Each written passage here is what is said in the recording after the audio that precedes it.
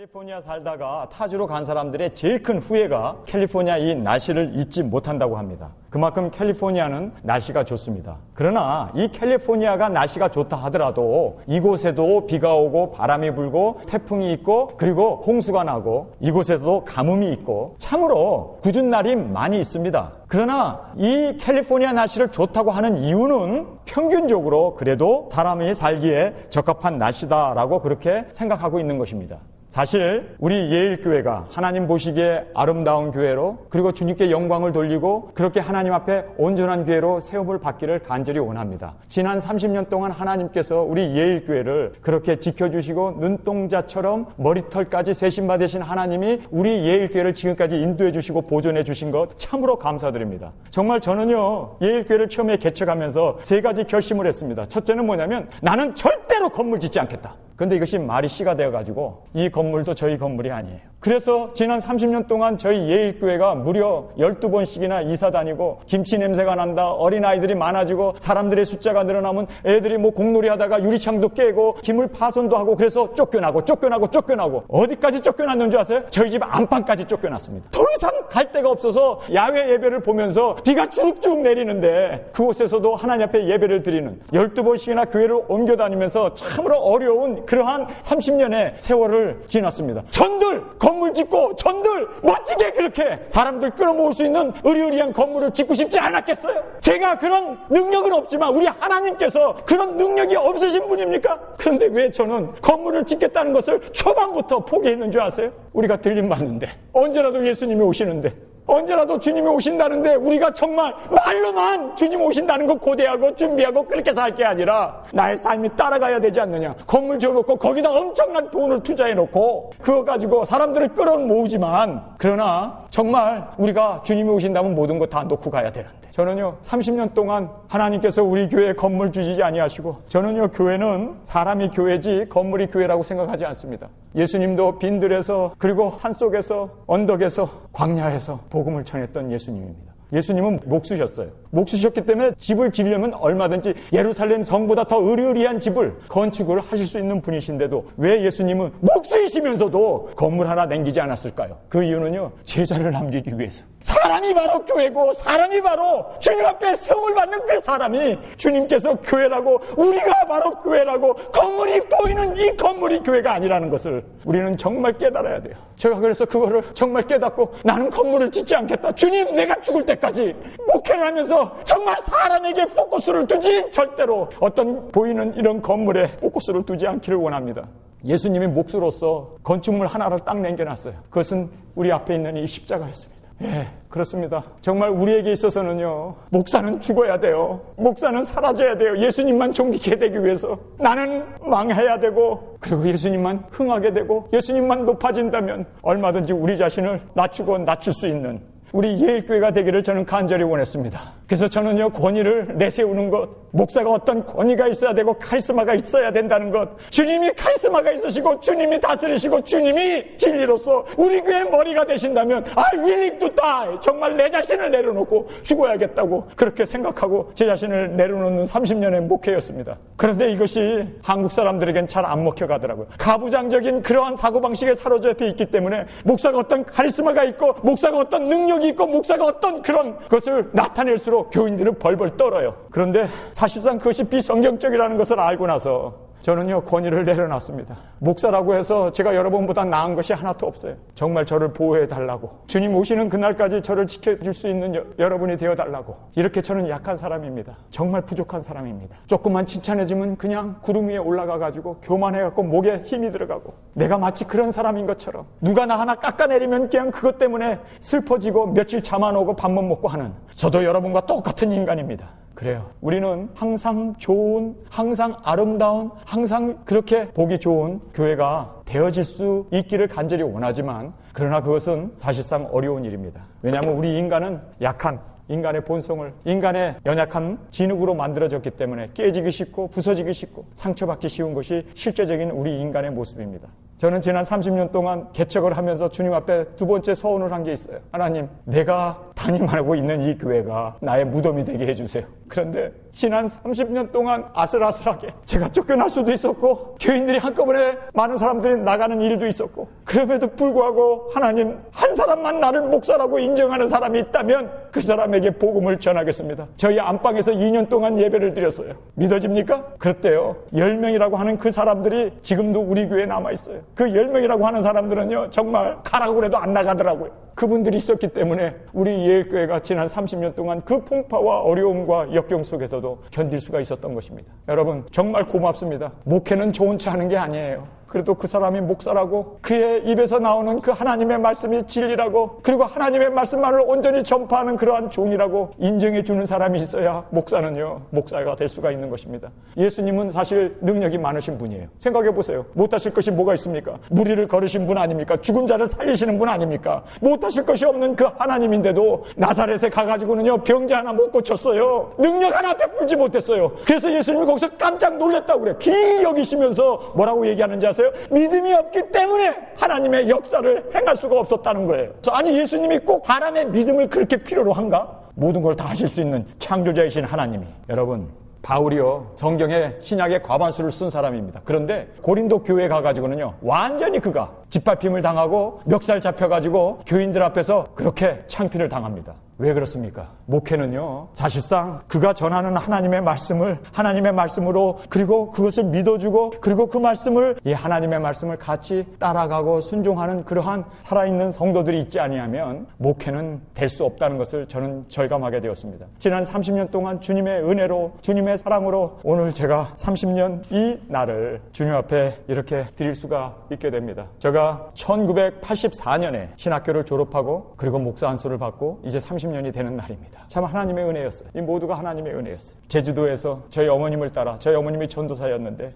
1968년도에 제주도를 같이 내려갔어요. 그래서 제주도에 가가지고 그 어려운 생활고와 그 열악한 전기도 없고 수도도 없고 그러한 정말 산골 속에서 무덤이 주위에 널려있는 그러한 공동묘지에 저희 집이 있었습니다. 그런 곳에서 생활하면서 모처럼 서울에서 살다가 제주도에 내려와가지고 2, 3년이 지난 후에 제가 14살이 되었을 때 이제 저희 어머님을 따라 서울을 올라가게 되었어요. 서울 올라가고 주일날 예배를 드리러 어느 교회를 갈 것인가, 그렇게 대화를 하면서 제가 그랬어요. 우리나라에서 제일 큰 교회가 어디예요? 그랬더니 여의도 순복음교회라고 그래요. 그래서 저희 어머님하고 같이 어머니 그 교회 갑시다. 그래서 제가 그 교회를 참석했습니다. 그때 여의도 순복음교회가 지어진 지 얼마 되지 않는 으리으리한 그런 아름다운 교회였습니다. 근데 거기에 조용기 목사님이 딱 단에 서서 하나님의 말씀을 전해요. 근데 저는 그때 자리를 얻지 못해서 2층 발코니에 앉았습니다. 앉아서 설교를 들으면서 제 마음 가운데 성령님의 어떤 감동이 저한테 확 들어오더라고요. 조성아, 너가 조용기 목사 후임이 될 거다. 너가 이 교회의 후임이 될 거다. 그러시는 거예요. 근데 저는 그때 어려서부터 주의 종이 되겠다고, 그리고 목사가 되겠다고 훈련을 받고 나름대로, 여러분, 산에 올라가가지고요, 제가 나무 앞에서 설교를 한 사람입니다. 하나님의 말씀을 전해야겠다. 그렇게 어려서부터 준비를 하면서 자랐습니다. 근데 저에게 그런 어떤, 뭐라고 그럴까요, 깨달음 같은 것이 확 들어오더라고요. 그래서 제가 거기서, 예수님, 나 여기 담임 목사 안 할래요. 이분은 비록 1부, 2부, 3부 예배 본다고 해서 2만 명, 4만 명 정도 모이는데, 예수님, 나는 10만 명 앞에서 설교할래요. 10만 명. 주님, 10만 명입니다. 근데 마음에 확신이 확 들어와요. 그런데 10명도 없는 교인 앞에서 30년 동안 저는요, 그때 30명, 40명, 50명, 저희 교회가 많이 부흥할 때는 200명까지도 부흥했었어요. 주일학교 학생들까지 해서 그렇게 막 부흥하고 그럴 때에도 제 마음 가운데는 10만 명이었습니다. 그때 어렸을 때 14살 때 여의도 순복음교회 가가지고 하나님 앞에서, 하나님 나에게 10만 명의 교우를 준다고 그러지 않았어요. 그런데 이 꿈이 30년 만에 이루어진 거예요. 저의 설교를요, 매주 10만 명이 들어요. 주님, 주님은 신실하신 분이시더라고요. 저같이 부족하고 연약하고 제가 뭐 잘난 게 있습니까? 아무것도 없는 사람이에요. 정말 제가 잘난 게 있다고 그러면 하나죠. 나는 아무것도 아닙니다. 주님만이 모두가 되어 주십시오. 주님만이 모두가 되어 주시기를 원합니다. 주님, 저에게 있어서 한 가지, 제가 주님 앞에 드릴 수 있는 것이 딱 한 가지가 있는데 나의 생명입니다. 주님, 순교의 자리가 한 자리가 필요하다면 주님, 그 자리를 내가 메꾸겠습니다. 그 생각밖에 없이 그렇게 주님의 말씀을 전해왔는데, 하나님께서, 여러분, 제가 14살 때 그 어린 나이에 10만 명의 성도님을 주십시오. 그 기도를 드렸던 그 기도를 하나님께서 30년이 지난 지금에 응답해 주신 것을 생각할 때 우리 하나님은 정말 신실하신 분이시구나. 우리의 기도 하나까지도 땅에 떨어지지 아니하도록 하나님께서 그렇게 붙잡아 주시고 하나님께서 그렇게 인도해 주시는 그 하나님 앞에 정말 저는 두렵더라고요. 정말 두렵더라고요. 이제 내가 하나님께서 정말 10만 명의 나의 설교를 들을 수 있는 사람들을 전 세계에서 들을 수 있도록 그렇게 하나님이 허락해 주셨는데, 그렇다면 내가 할 수 있는 것이 무엇인가? 주님, 내가 지금 정말 이 자리에서 내가 해야 할 일이 뭡니까? 주님, 정말 주님 앞에서 이제 순교할 수 있는 그 영혼이 바로 제가 되기를 원합니다. 주님, 이제는 내려가고 하늘의 미랄이 되어서 땅에 떨어져 죽는 그 일을 주님 저에게 허락하여 주옵소서. 이것이 저에게 주님이 주시는 은혜로 받겠습니다. 내가 이제 할 수 있는 것은 다른 것 아무것도 없고 주님 앞에서 온전히 주의 제물로 예수님이 이 세상에서 십자가에서 죽으셨던 것처럼 주님, 저도 주님을 따라서 그렇게 나의 삶, 내 생명 하나를 바치기를 원합니다. 14살 때 기도했던 그 기도를 하나님께서 신실하게 들어주셨다면 지금 제가 드리는 이 기도를 하나님께서 분명하게 신실하게 들어주실 줄 믿습니다. 주님, 이렇게 온전히 주님 앞에 드려질 수 있는 우리 예일교회로 그렇게 주 앞에 세움을 받기를 간절히 원합니다. 오늘 이 본문 말씀을 우리가 같이 열면서 6장 1절에 바울은 이렇게 이야기합니다. 형제들아. 여기서 이 형제는요, 교회였습니다. 그리고 사랑하는 가정이었습니다. 여러분, 교회라고 해서 문제 없는 거 아니에요. 가정이라고 해서 다 사랑만 들끓고 행복만 넘치고 기쁨만 있는 것이 가정이 아닙니다. 이런 교회 안에도 문제가 있었어요. 갈라디아 교회에 형제들아, 사람이 만일 무슨 범죄한 일이 드러나거든. 여기에서 우리에게 주시는 말씀이 왜 교회 안에 범죄하는 일이 드러날까? 왜 사람들이 예수를 믿는다고 하고 예수님을 따른다고 그러고 예수님으로 말미암아 거듭나고 예수님의 본속으로 바뀌었다고 하는 사람들이 왜 교회 안에서 이렇게 문제를 일으키고 범죄하는 일이 드러날 수 있을까? 여러분, 오늘 이 본문 말씀을 잘 여러분이 읽으시면요, 아, 교회가 문제가 있을 수 있구나. 항상 좋은 날씨, 항상 쾌청한 날씨만 있는 게 아니라 굳은 날씨도 있고 바람도 불고 태풍도 불고 비도 오고 하는 그런 일이 있을 수 있다는 거예요. 그런데요, 세상이 감당치 못할 하나님의 사람은 세 가지 확실한 그 특성이 있다는 것을 저는 성경에서 보게 되었습니다. 세 가지입니다. 이 세 가지만 있으면요, 교회 안에 어떤 풍파들, 가정 안에서 어떠한 역경과 환난과 어려움이 닥친다 할지라도 이 세 가지만 여러분에게 확실히 있으면 여러분은 오뚜기처럼 넘어져도 일어납니다. 우리 신앙인도 마찬가지입니다. 기본이 있는 교회는요, 어떤 풍파와 역경과 환난이 닥쳐도 일어납니다. 기본입니다. 기본. 그렇다면 그 기본이 뭔가? 세상이 감당할 수 없는 그 신앙인들의 세 가지 기본적인 것. 첫째는요, 실수를 통해서 배우는 거예요. 목회자인 저도요, 30년 동안 얼마나 많은 시행착오를 했는지 몰라요. 그래요, 실수해요. 넘어져요. 그러나 그걸로 주저앉고 그걸로 포기하고 그걸로 무너지는 게 아니라 Learn from the mistake. 잘못하고 넘어지고 안 된 것, 이걸 가지고 거기에서 교훈을 받고, 아, 이러면 안 되는구나. 아, 이렇게 하니까 실패하는구나. 아, 이렇게 하니까 우리가 이렇게 무기력해지는구나. 이거를요, 금방금방 순간순간마다 잘못을 통해서, 부족한 것을 통해서, 죄를 통해서 배우는 거예요. 오늘 이 본문 말씀에 보면 스스로라는 말, 돌이키라는 말, 그리고 자기 자신을 점검해 보라는 말, 각각이라는 말, 여기에 무려 6번이나 반복되어서 나와요. 여러분, 여기에서 우리에게 주시는 말씀이 뭡니까? 항상 우리는요, 실수하고 넘어지는 것 인간적인 겁니다. 그러나 이것을 통해서 여러분이 오히려 배울 수 있어야 돼요. 교훈을 받아야 돼요. 그래서 오늘 6장 1절에 형제들아, 사람이 만일 무슨 범죄한 일이 드러나거든 신령한 너희는 온유한 심령으로 그러한 자를 바로잡고 내 자신을 돌아보아. 너도 시험을 받을까 두려워하라. 이거에 교훈을 받는 거예요. 여러분, 어떤 일이 우리 가운데, 물론 실수 있어요. 범죄한 일이 드러나요. 잘못한 것들 우리 가운데 있어요. 그러나 그것에 포커스를 두고 초점을 맞추고 그것 때문에 거기에서 헤어나지 못하고 있는 게 아니라 그 일을 보면서 나도 범죄할 수 있구나. 아, 나도 쓰러질 수 있구나. 아, 나도. 그렇다면 여기서 어떻게 해야 되는가? 거기서요, 자신을 돌아보고 그리고 거기에서 learn from the mistake. 실수를 통해서 배우는 거예요. 이런 교회가 건강한 교회입니다. 여러분, 어떤 교회가 건강한 교회인 줄 아세요? 자신을 치유할 수 있는 이 정화 능력이 있는 교회가 건강한 교회입니다. 문제 없는 교회가 건강한 교회가 아니에요. 실수 없는 교회가 건강한 교회가 아니에요. 맞아요. 많은 실수도 있고 문제도 있고 어려움도 있어요.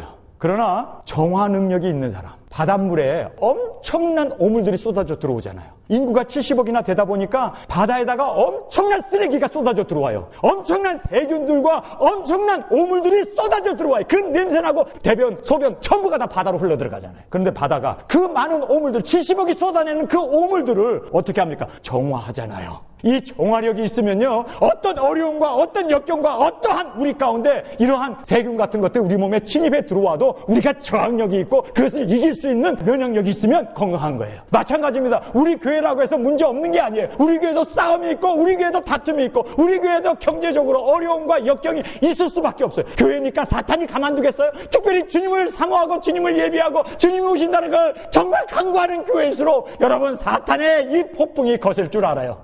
그렇습니다. 이런 교회를 더 넘어뜨리려고 사탄이 정말 우는 사자처럼 우리를 넘어뜨리려고 하죠. 그런데 어떤 교회가 건강한 교회냐고요? 정화 능력이 있는 교회입니다. 그래요. 실수도 있고 넘어지고 죄도 있어요. 그러나 그걸 통해서 오히려 더 배우고 그리고 또 그것을 통해서 오히려 우리가 강건해질 수 있는 그러한 교회가 진정으로 건강한 교회입니다. 두 번째로 보면요, 이 건강한 교회, 세상이 감당할 수 없는 사람은요, 어제보다 오늘이 나아야 되고 오늘보다 내일이 나아야 돼요. 여러분이 예일교회를 다니면서 내가 예일교회를 다니면서 내 신앙이 오히려 세상 쪽으로 나가게 되고 세상의 부귀 영화 수 이런 것 쫓아가게 되고 그리고 세상 것에 매혹되어 가지고 그것을 쫓아간다면 여러분 그 교회는 잘못된 교회. 예일교회 나오면 안 돼요. 여러분이 예일교회를 다니면서 여러분이 10년을 다니고 20년을 다니고 30년을 다니는 분도 있어요. 저도 30년을 목회하는데 처음에 개척했을 때보다 그 첫사랑을 잊어버리고 지금이 와서 방종으로 빠진다면 그 사람은요, 과거는 좋았을 수도 있어요. 그러나 현재가 나쁘면요, 나쁜 거예요. 그래서 오늘 이 본문 말씀에 보면요, 3번씩이나 바울이 우리에게 힘줘서 말하는 거예요. 거두리라, 거두리라, 거두리라. 여러분 성경을 한번 보세요. 7절에 보세요. 거기에 제일 마지막에 거두리라 라는 말로 끝나요. 8절을 보세요. 거기에도 마지막에 보면 영생을 거두리라. 그 다음에 9절을 또 보세요. 제일 마지막에 보면은 때가 이름에 거두리라, 거두리라, 거두리라, 거두리라. 이게 뭡니까? 과거보다는 현재가 나아져야 돼요. 지금이 중요한 겁니다. 더 지금보다는 더 미래, 내일, 모레 우리의 신앙의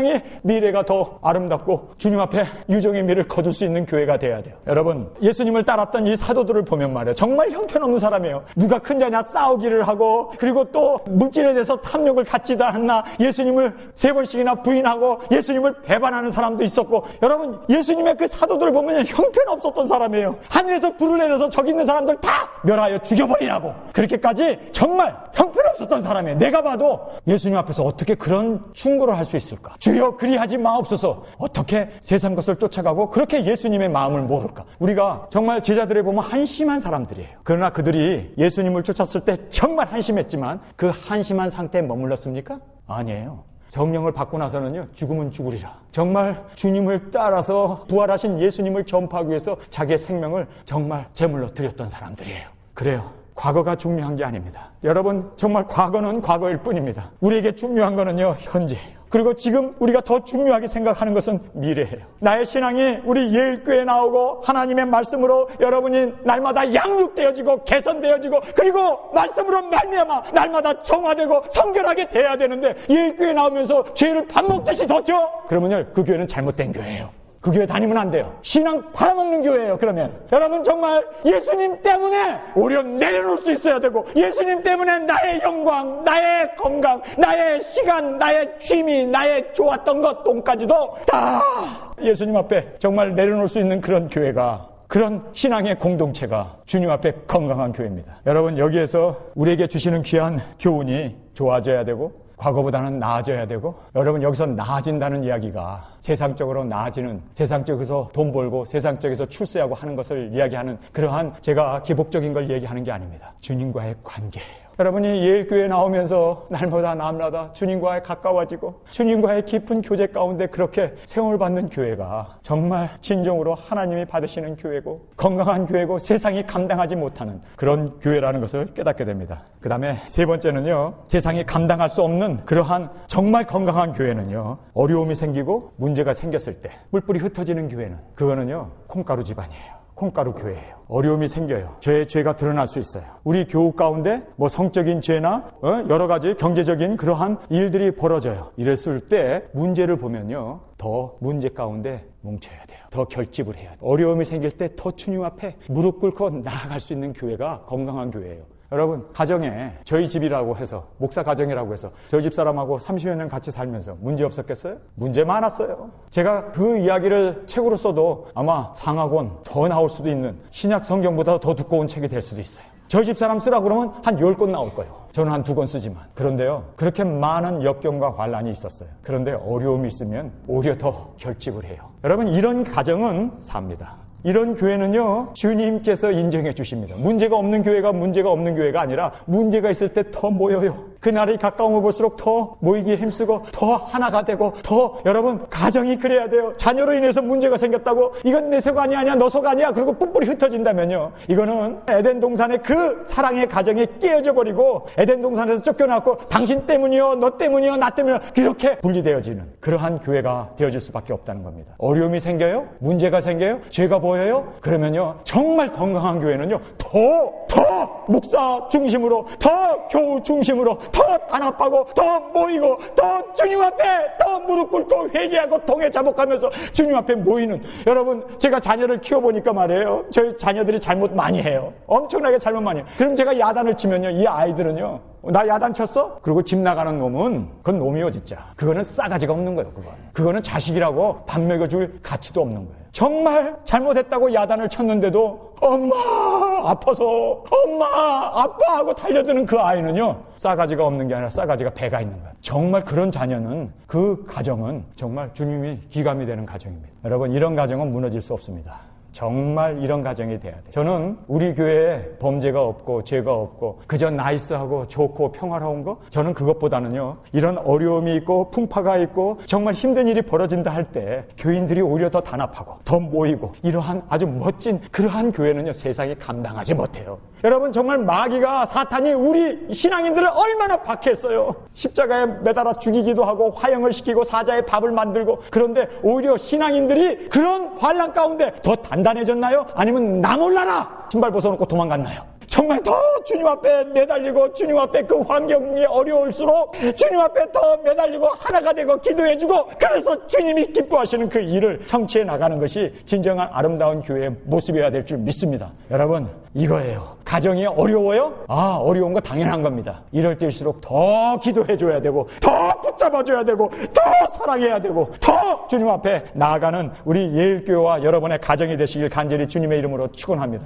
6장 1절에 형제들아, 우리가 한 교회 다니고 형제 자매, 가정 안에서 우리는 다 한 가족, 한 피바다, 한 몸 이룬 한 가족들입니다. 그런데 이 안에도 범죄하는 일이 있습니다. 여기 보세요. 사람이 만일 무슨 범죄한 일이 드러나거든, 여기 보면 드러난다라고 얘기해요. 우리 모든 사람들이요, 다 죄가 감춰져 있지 드러나지 않을 뿐이지, 사실 드러나게 되면요, 너나 나나 다 똑같아요. 가늠한 여자를 현장에서 잡아가지고 예수님 앞에 데리고 왔잖아요. 돌로 쳐서 죽일까요? 그때 예수님께서 뭐라고 하니까 죄 없는 자가 돌을 들어 치라고 그러잖아요. 그런데 돌을 던진 사람이 있었습니까? 다 가버렸어요. 우리 모든 사람들이요, 사실 죄가 드러나지 않았을 뿐이지 드러나게 되면은요, 다 부끄러운 사람들이에요. 저 정말 주님 앞에 부끄러운 사람입니다. 정말 죄가 드러나지 않은 것이 감사하죠. 감옥에 가 있는 죄수들이 뭐라고 그러는지 아세요? 우리는 죄가 드러나서 감옥에 왔고, 죄 드러내지 않고 더 많은 도둑질하고 더 거짓말하고 더 사기치는 사람은 세상에 지금 걸리지 않았을 뿐이지 우리는 재수 없어서 걸렸다는 거예요. 그런데 사실 이 본문 말씀에 이 드러난다는 말이 그런 의미입니다. 우리 다 죄인이에요. 누가 하나 정말 주님 앞에 떳떳하게 나 의인 없소, 나 거룩합니다 하고 주님 앞에 떳떳이 나갈 수 있는 사람이 누가 있겠습니까?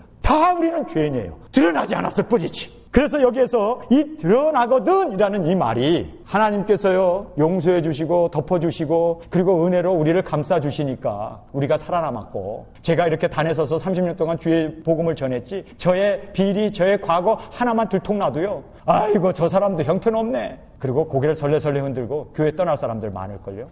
아니, 전 목사님, 당신이 도대체 무슨 죄를 졌어? 예, 저 살인죄 졌습니다. 사람 죽였다는 게 아니라 미워하는 자도 살인한 자라고 얘기를 하잖아요. 그리고 음란한 마음만 품어도 간음한 거라고 말하잖아요. 그러니까 저도 간음했네요. 저도 도둑질했네요. 드러나지 않았기 때문에. 그래서 여기서요, 두려워하라는 말이 나오는 거예요. 하나님이 어느 날 그 죄를 드러내놓으면 이거는 꼼짝없이 당할 수밖에 없는 거예요. 하나님의 은혜로 덮어주고 하나님의 은혜로 용서해 주셨으니까 우리가 그나마 이렇게, 여러분, 가면 쓰고 와가지고 교회 와가지고 마치 자기가 의로운 사람인처럼 가면 벗어놓고 보니까 완전히 얼굴이 썩어버린 사람이 그 가면 뒤에 숨어가지고 그럴 게 아니라 아예 우리는 주님 앞에 가면을 내려놓자고요. 제가 아프리카에 가서 설교를 했는데요.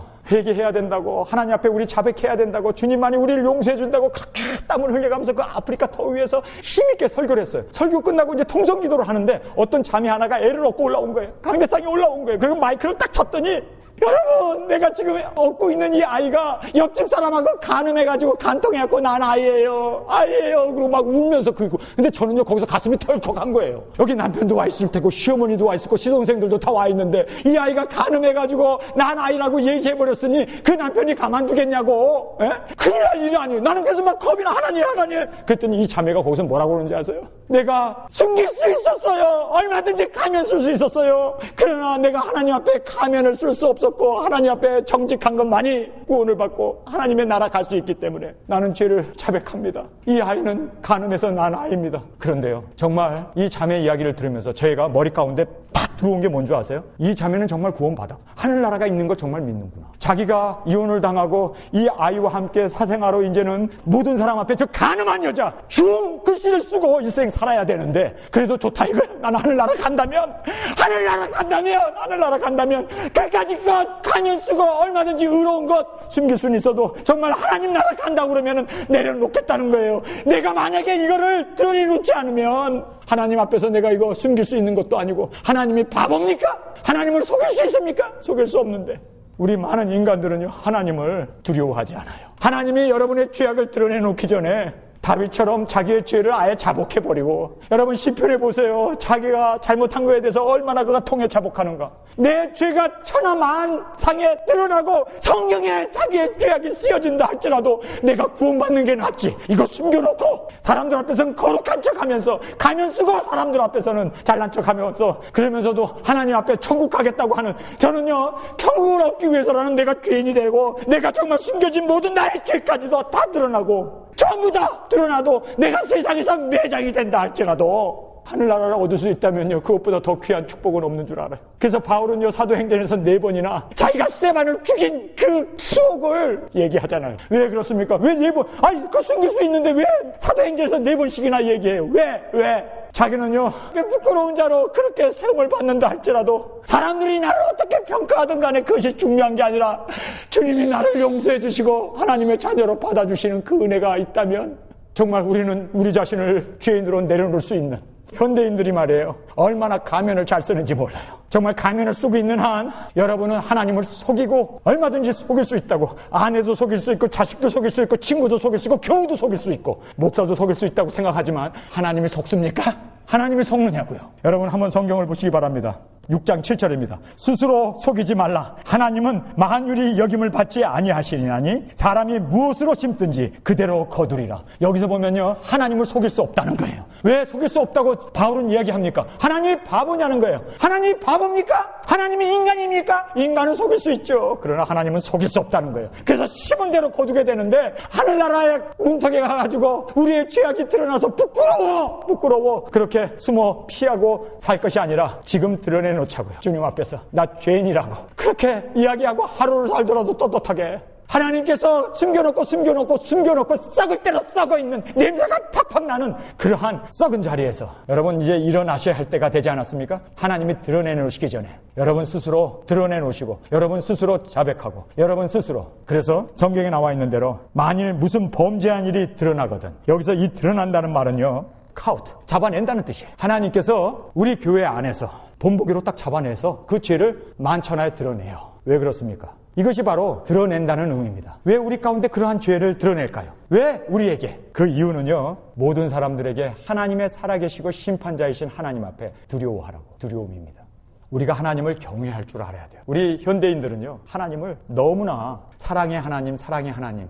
우리가 무슨 죄를 짓든 간에 하나님이 다 용서해 주시고 다 받아주시고 그렇게 하나님의 사랑을 너무 가볍게 여기는 경향이 있어요. 하나님은요, 바보가 아니십니다. 숨기실 수가 없어요. 그래서 하나님께서는요, 본보기로 잡아냅니다. 드러냅니다. 그 죄악을. 그렇게 하나님께서 드러내고 잡아내기 전에 여러분 스스로 하나님 앞에 꼬꾸라지고 하나님의 은혜 가운데 나아가시길 주님의 이름으로 축원합니다.